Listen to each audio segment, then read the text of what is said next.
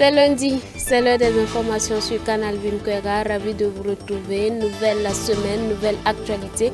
Également, nouvelle année, bonne et heureuse année. Fidèles téléspectateurs, au sommet de cette édition, la célébration de la journée nationale du département enfant de l'Église des Assemblées de Dieu du Burkina Faso qui s'est tenue ce dimanche 8 janvier 2023 à Koudougou sous le thème « Ta parole est une lumière à mes pieds et une lampe sur mon sentier » tiré des Psaumes le numéro 119, le verset 105.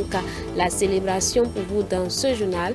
Mesdames, Mesdemoiselles, Messieurs, bonsoir. Merci de vous informer sur Canal Vinquera.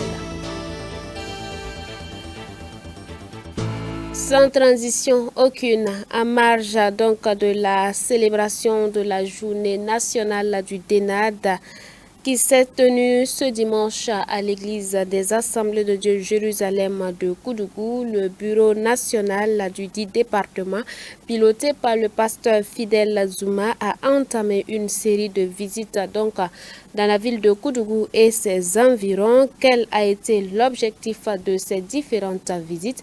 Élément de réponse avec Odette Zouangena, Moïse Kinda.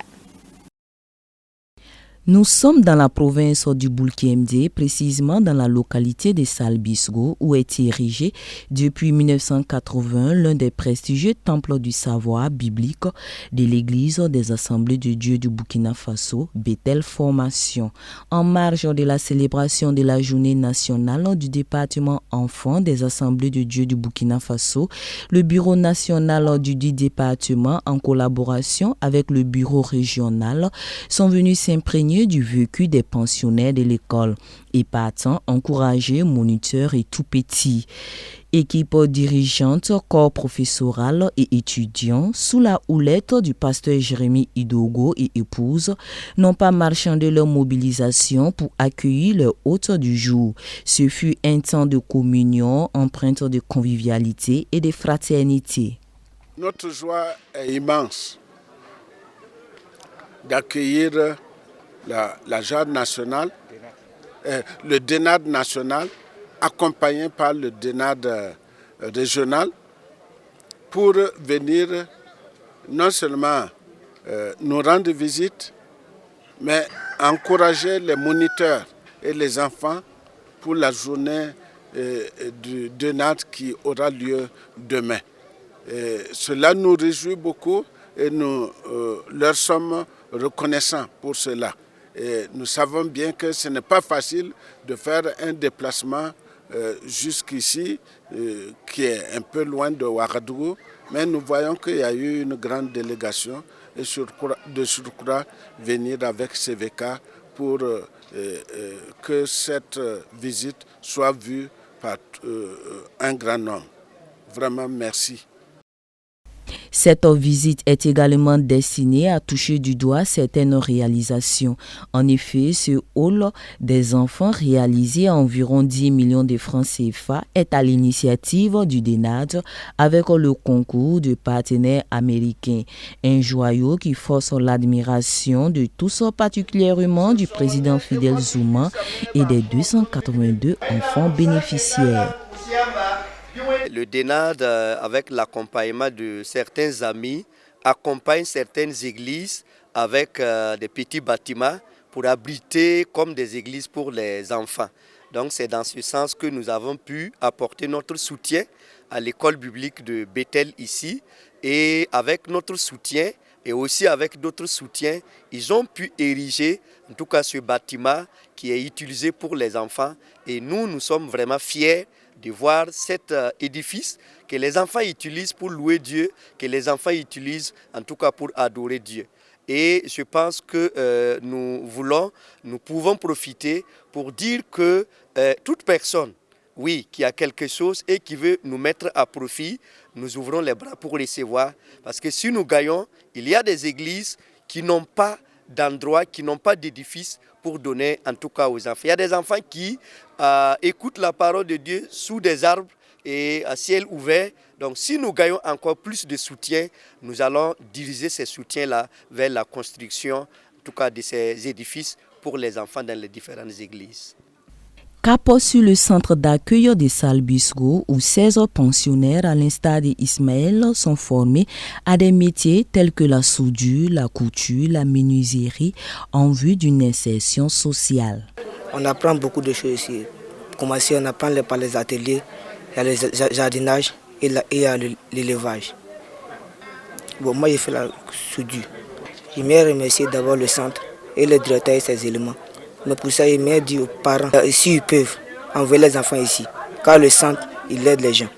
On apprécie beaucoup. Une visite surprise saluée à sa juste valeur par les apprenants ainsi que le directeur qui à cette occasion n'a pas manqué d'évoquer quelques difficultés auxquelles ils sont confrontés. Nous avons deux grands problèmes ici. Le premier problème, c'est le grillage. La clôture est détruite dans son ensemble, ce qui fait que les élèves qui sont ici sortent, ceux qui sont dehors rentrent, donc c'est difficile de contrôler le centre. Ça, c'est un premier problème.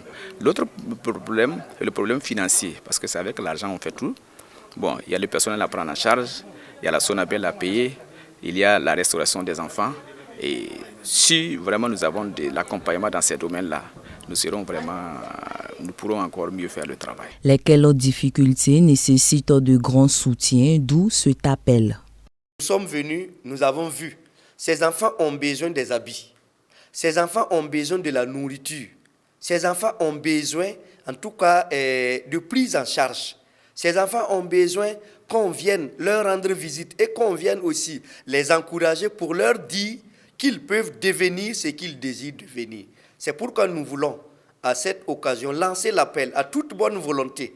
Celui qui peut, des sacs de riz, des habits, les gens ont quelque chose. Si quelqu'un a quelque chose pour venir en aide à ce centre, vraiment, ça sera la bienvenue. Et en ce moment, il serait en train de contribuer et de servir le Seigneur à travers ce qu'il va apporter. Que les bonnes volontés soient les bienvenues dans ce centre.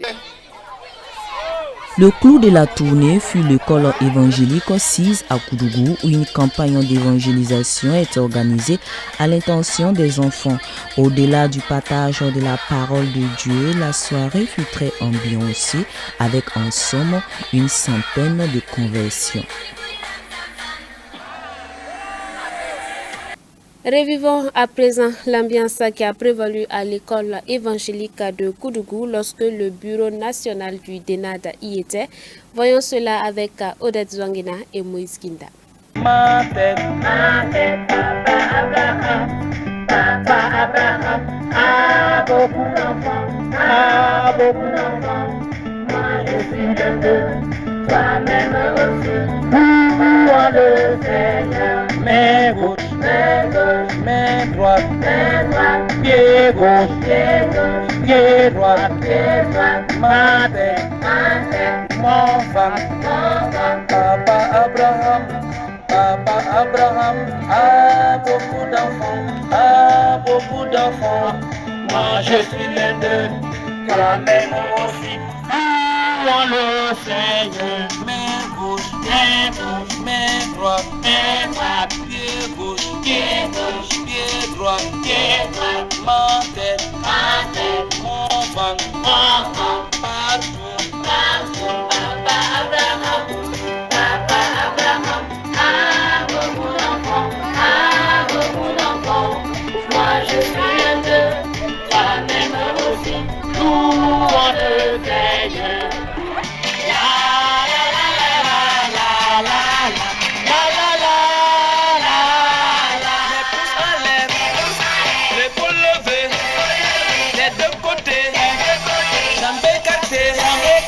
Genoux fléchis, on solala, on tourne en rond, la la la la la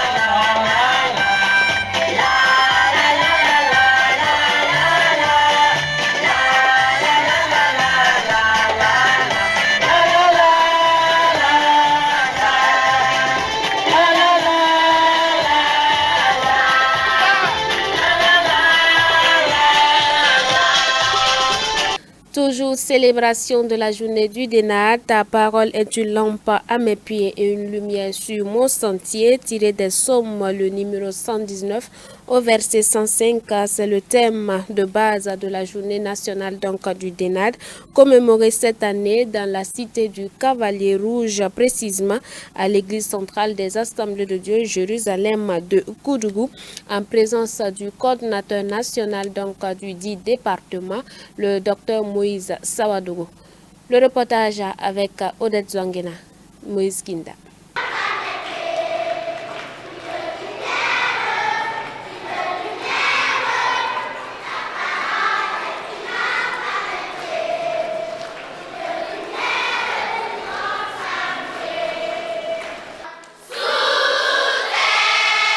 L'église centrale des Assemblées de Dieu Jérusalem de Koudougou est à l'honneur. Nous sommes dans l'effervescence de la célébration de la journée nationale du département enfant des Assemblées de Dieu du Burkina Faso. En effet, après Tinkodogo 2022, le bureau national du dit département s'est choisi la cité du Cavalier Rouge pour commémorer l'édition 2023. Comme à l'accoutumée, discours, chants, récitals, prestations des chorales et groupes ont été entre autres les principaux axes qui ont agrémenté cette journée. Le thème soumis à la réflexion cette année est... Le verset dit dans Psaume chapitre 119, verset 105. Ta parole est une lampe à mes pieds, une lumière sur mon sentier. Nous avons choisi ce verset parce que nous voyons que beaucoup d'enfants, presque tous nos enfants, font l'effort pour marcher selon la Bible, font l'effort, en tout cas pour vivre selon la parole de Dieu. Mais malheureusement, quand nous regardons leur vie, leurs efforts font face à des défis que nous pouvons voir, c'est-à-dire le système de ce monde, le diable et puis ses agents. Alors donc tout cela rend la vie chrétienne des enfants et des adolescents difficile. C'est pourquoi nous avons décidé que les enfants reviennent dans la parole de Dieu. Journée spéciale, un message spécial. Le coordonnateur national du DENAD, par ailleurs membre du Conseil général des Assemblées de Dieu du Burkina Faso, a échangé à bâton rompu avec l'auditoire, singulièrement les parents, appelés à revenir à la parole de Dieu et à se laisser transformer par elle afin d'offrir une vie équilibrée à leurs enfants. Grâce à Dieu pour la confiance qu'il a manifestée aux parents de l'Église, en confiant ce trésor immense, les enfants, c'est un plus grand trésor de l'univers, mais également nous rappeler notre responsabilité à nous investir dans la vie des enfants pour les amener au ciel. C'est simplement ça. C'est la responsabilité des parents, mais également le devoir des enfants d'obéir à cette parole qui nous donne la vie. Un message qui répond au cri de cœur et à la ferme résolution des enfants formulée par leur porte-parole. Nous prenons la résolution d'être attentifs aux conseils et aux remarques, de participer activement au culte de famille et de surtout prendre part aux réunions de l'Église. C'est dans cela que nous serons éclairés par la parole de Dieu. Bonne célébration à toutes et à tous. Nous vous remercions.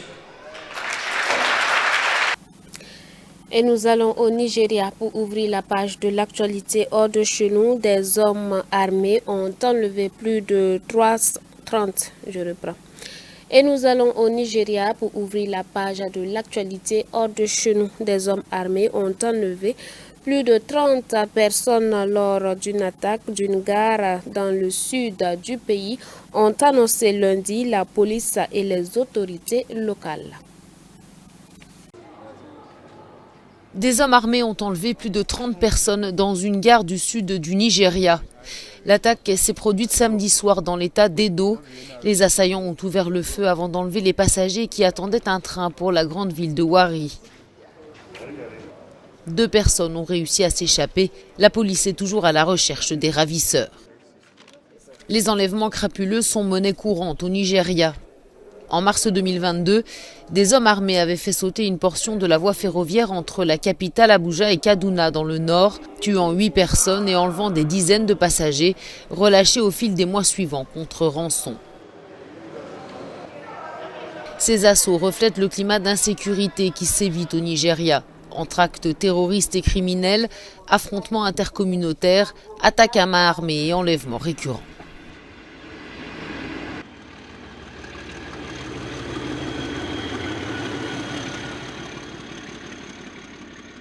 Et pendant ce temps, au Brésil, les lieux de pouvoir sont sous contrôle.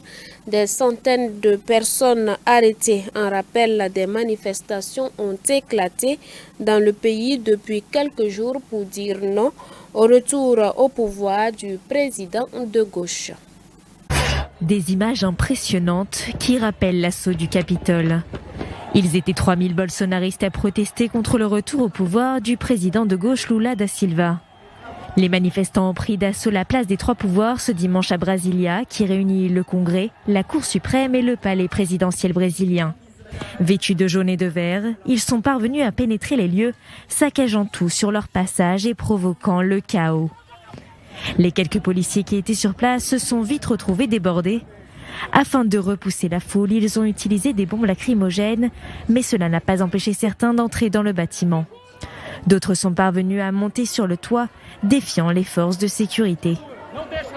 À l'intérieur, des images impressionnantes montrent les dégâts considérables, les bureaux des parlementaires saccagés ou des manifestants debout sur les sièges de l'hémicycle. Déjà confronté à une crise majeure une semaine après son investiture, le président Lula da Silva a décrété une intervention fédérale permettant à l'armée d'intervenir. Il a promis que toutes les personnes seraient retrouvées et punies. Ces gens, ces voyous que l'on peut appeler des fanatiques nazis, des fanatiques staliniens ou mieux encore des fanatiques fascistes, ont fait quelque chose d'encore jamais vu dans l'histoire de ce pays. Lula da Silva est ensuite rentré à Brasilia où il est allé constater les dégâts et le saccage du palais présidentiel puis de la Cour suprême. Jair Bolsonaro en revanche a nié être responsable des manifestations. La situation semblait maîtrisée dans la soirée, plusieurs heures après l'assaut des bolsonaristes, même si de nombreux manifestants demeuraient aux alentours des lieux de pouvoir de la capitale brésilienne. Et dans cette édition, nous parlons innovation dans la zone de l'Union européenne. Les premiers taxis volants seront proposés au grand public dès 2024. Regardons ensemble cet élément. Ce n'est pas de la science-fiction, mais une réalité toute proche.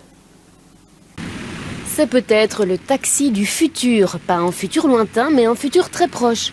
En 2024, pour être précis, les fabricants de drones ou de taxis aériens vont commencer à proposer leurs produits au grand public. Mais avec un tel saut technologique si tôt, la question que beaucoup de gens se posent est la suivante. Sont-ils sans danger ? Le directeur de l'Agence européenne de la sécurité aérienne répond par l'affirmative. Mon travail consiste à m'assurer que les seuls véhicules qui peuvent voler sont sûrs. Donc si vous voyez quelque chose voler, alors c'est sans danger, parce que nous l'aurions certifié. Quand nous disons certifié, cela signifie que nous vérifions qu'il a le même niveau de sécurité qu'un avion commercial en fait. Donc oui, s'il vole en 2024, c'est parce qu'il est sûr. Sinon, il ne volera pas. Ce taxi aérien sans pilote, présenté lors d'une expo à Bruxelles, a pour objectif d'être en service d'ici les Jeux Olympiques de Paris 2024, en transportant des personnes à travers la ville en un peu plus d'1 an et demi. Les 18 rotors du Volocity, entièrement électriques, ne produisent aucune émission et sont 4 fois moins bruyants qu'un hélicoptère classique. Le Volocity est capable d'effectuer des trajets d'environ 20 km. Cet élément écologique s'inscrit parfaitement dans la stratégie de la Commission européenne en matière de drones, qui cherche à intégrer les taxis aériens dans l'initiative de l'Union européenne en faveur de villes intelligentes, vertes et numériques. L'un de nos projets, Safirmed, montre déjà à quel point il est important de livrer du matériel médical, des échantillons de sang, des organes, peu importe, d'un hôpital à un laboratoire ou à un autre hôpital. C'est plus sûr, c'est plus rapide et c'est plus durable. Une étude menée à l'échelle européenne montre que l'acceptation des livraisons médicales par drone dépasse largement les 50%. Mais ce n'est pas encore tout à fait au rendez-vous pour les taxis et les services à la personne. Pour l'instant, peu de gens ont les moyens financiers de s'offrir un taxi aérien. Mais Bruxelles et les fabricants espèrent que cela changera dans un avenir proche. Voilà qui met fin à cette édition, mais rappelons que ce dimanche 8 janvier 2023 a eu lieu la célébration de la journée nationale du DENAD et cette année c'est la ville de Koudougou qui a abrité la célébration officielle. Ta parole est une lampe à mes pieds et une lumière sur mon sentier, tiré des psaumes le numéro 119 au verset 5, c'est sous ce thème donc qu'a eu lieu cette célébration. Vous avez pu suivre différents éléments en lien donc avec cette fête dans ce journal. Bonsoir à vous donc qui nous avez reçus depuis Koudougou. Demeurez bénis en Christ Jésus. Xavier Ouedraogo a réalisé cette édition.